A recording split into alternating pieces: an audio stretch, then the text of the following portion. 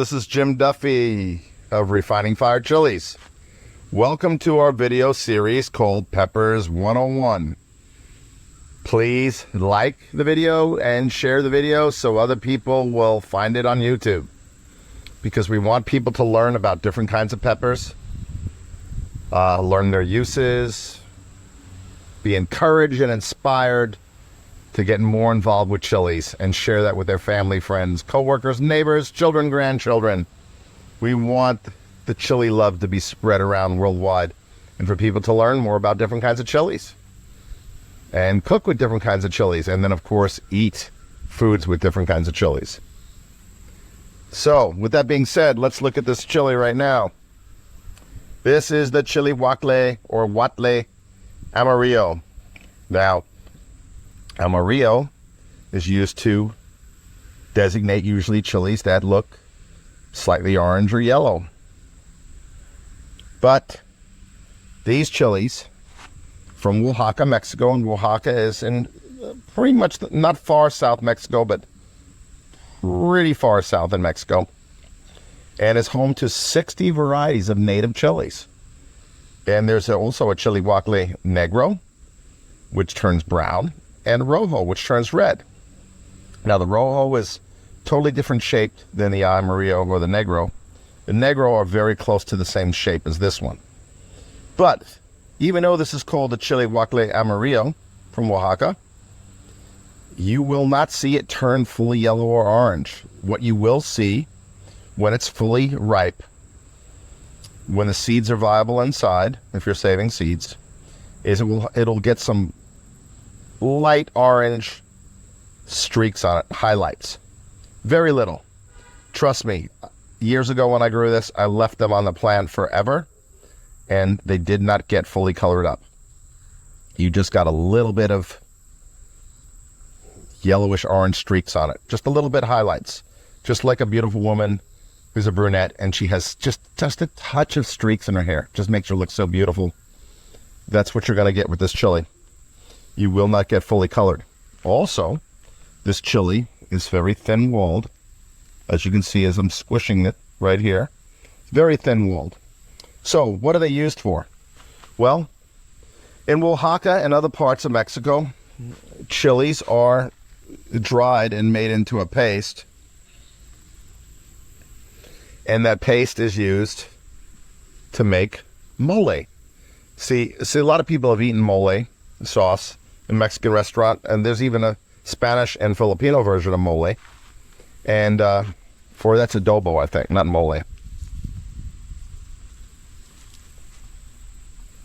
And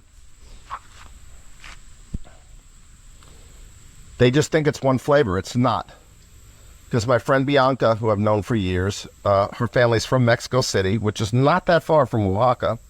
And if you go down to the markets down there, the outdoor markets, there'll be women selling all kinds of mole pastes to make mole, all different flavors from all different chilies.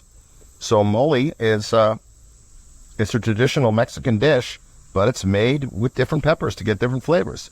So some people will like a sweet mole, some people will like a citrusy mole, and where the Chilhuacle Negro is concerned, a chocolatey, earthy mole. So these chilies are used traditionally for that. And even though I say in my videos, experiment, don't just do the same dish that the chili is known for, try it in different foods. Unfortunately, you can't stuff or roast these, so that's out of the question. They're too thin-walled. And you can't eat them fresh because they're kind of leathery. So if you're going to use them in different dishes, you have to dry them and use them whole dried or chopped up dried, or dry them and grind them into a powder, or take that powder and add some liquid to it and make a flavored paste, which you can refrigerate and use later. Okay? So that's the way you can use it. And so you can use it then to flavor Asian food, Italian food, whatever you want. So if you're going to be adventurous with this chili and try different things, you still have to use it in its form of dried, powdered, or paste, making a paste. There's no other way around that. That's just the way it is. The plants get tall How tall? Let's stand back here. 6 feet tall or more. They get very tall, as you can see. So you're going to have to stake them or tie them up. And like I said, it's a long season chili. So if you want to get the best flavor out of it, you're going to have to wait till you get those little blonde streaks or highlights on it. If you don't get that, then it's not fully ripe. You're just going to have to be patient. I recommend that if you grow this chili, you start it early indoors and get it out early. Also recommend that perhaps if you don't want the plants to get too tall, top them early. Not early when they're like a foot tall. When they get about 3 foot tall, 4 foot tall, you know, give it a little bit of a haircut and top them so they'll spread out more instead of growing up taller. Okay? But even though I've done that with these plants, they're still over 5 foot tall, pushing 6 foot. They can be very, very productive. It's hard to see all the chilies in here because these chilies blend in really, really well with the leaves. Fortunately, today we've got a few here on the outside that we can show you. So these are weeks or a month away or more of harvesting because I have to wait till they're fully ripe to get seeds. The flavor is kind of a little bit fruity and sweet, but kind of nutty. That's all I can say. They're kind of nutty. And I think you'll enjoy it. It's a good seller in my catalog, so it's going to stick around for a while. And the only thing is, it just takes a long time to get ready. It's also pronounced Chilhuacle or Oaxacan.